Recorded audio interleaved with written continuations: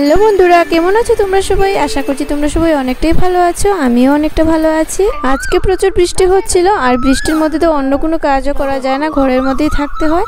তো ভাবলাম আজকে চুলের কিছু যত্ন করে নেই, তাই আজকে চুলের মধ্যে কিছুটা হেনা দিয়ে দিয়েছি। তো চুলের মধ্যে অনেকদিন পর হেনা ব্যবহার করলাম। তো দেখো, হেনাটাও শুকিয়ে গিয়েছে আর ভালো করে স্নানটাও করে এসেছি।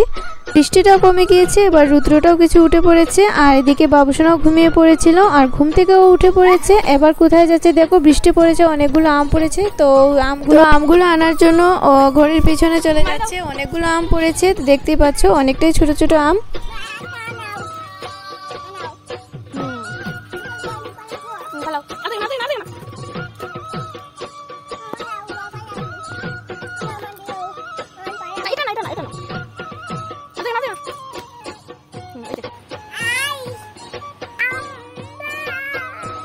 বৃষ্টিতে অনেকগুলো আম পড়েছে, আর আম ভর্তা আমার অনেকটাই ভালো লাগে, তাই ভাবছি একবার আম ভর্তাটা ট্রাই করবো আর তোমাদের সাথে শেয়ার করব। অবশ্য আমি আগেও একটি আম ভর্তার রেসিপিটা আমি তোমাদের সাথে শেয়ার করেছি। এবার যদি আম ভর্তাটা করি তাহলে একটু অন্যরকমভাবে ট্রাই করব।